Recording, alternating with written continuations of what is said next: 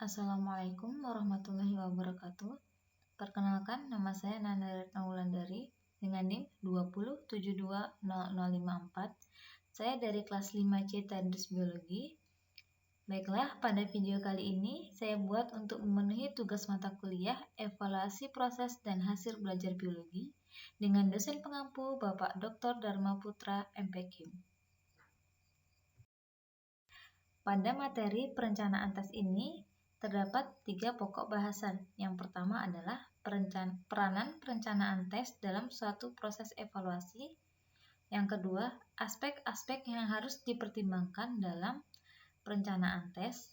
Dan yang ketiga adalah hubungan perencanaan tes dan kisi-kisi tes. Untuk yang pertama, kita harus mengetahui terlebih dahulu apa itu tes.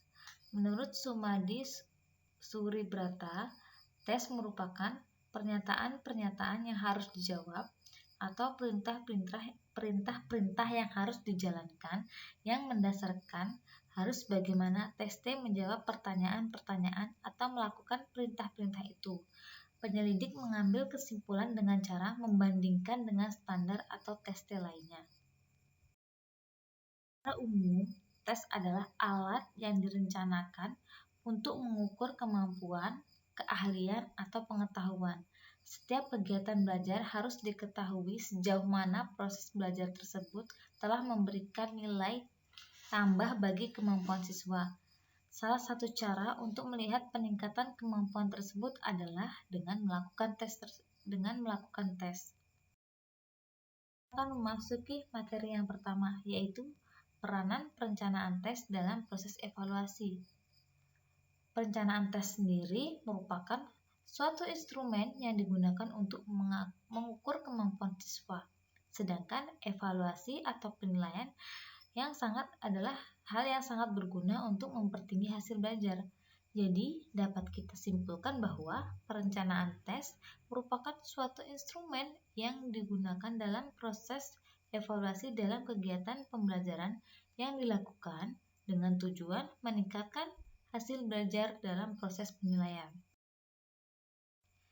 Pentingnya peranan perencanaan tes.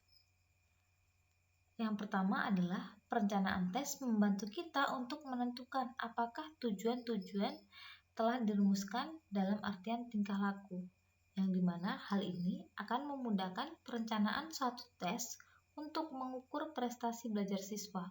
Selanjutnya, ia akan menyatakan bahwa penulisan suatu tes akan membantu kita untuk memeriksa tujuan-tujuan dan jika perlu mengadakan revisi sebelum merancang pengajaran.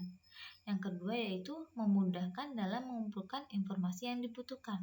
Dengan informasi itu, kita dapat mengetahui bahwa siswa telah memahami tujuan, apakah mereka telah mencapainya, dan sebagainya.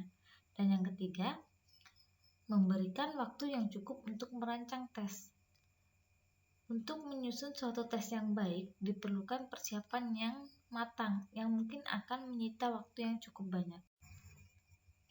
Selanjutnya ialah aspek-aspek yang perlu dipertimbangkan dalam perencanaan tes. Yang pertama, pengambilan sampel dan pemilihan butir soal. Tes hasil belajar haruslah disusun atas butir-butir soal yang representatif dari ilmu atau bidang studi yang diujikan. Nah, yang kedua yaitu tipe tes yang digunakan. Ada 3 tipe tes. Yang pertama, esai, objektif, atau problematik. Yang ketiga adalah aspek yang akan diuji. Level kemampuan apa yang diuji? Apakah pengetahuan, pemahaman, aplikasi, analisis, sintesis, dan evaluasi, atau aspek afektif dan psikomotor. Selanjutnya yang keempat yaitu format butir soal. Format A, pilihan ganda. Format B, pilihan ganda analisis hubungan antar hal.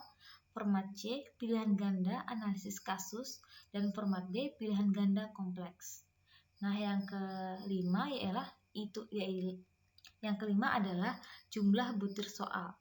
Dalam menentukan jumlah soal harus mempertimbangkan waktu yang tersedia, biaya yang ada, kompleksitas tugas yang dituntut oleh tes, dan waktu ujian yang diadakan. Nah, yang keenam, Distribusi tingkat kesukaran butir soal. Tes yang mempunyai tingkat kesukaran yang rendah sebaiknya diletakkan di paling atas dan yang paling tinggi diletakkan pada akhir perangkat tes. Selain beberapa pertimbangan yang ada di atas, terdapat juga beberapa pertimbangan lainnya. Yang pertama yaitu apakah akan menggunakan open book atau closed book. Yang kedua, frekuensi pelaksanaan tes sering atau jarang. Yang ketiga, pelaksanaan tes diumumkan sebelumnya atau mendadak. Dan yang keempat adalah bagaimana model penyajian tes. Nah, masuk materi yang terakhir yaitu hubungan perencanaan tes dan kisi-kisi. Kisi-kisi tes sangat diperlukan dalam membuat perencanaan tes, karena kisi-kisi merupakan deskripsi kompetensi dan materi yang akan diujikan. Tujuan penyusunan kisi-kisi adalah untuk menentukan ruang lingkup dan sebagai petunjuk dalam menulis soal.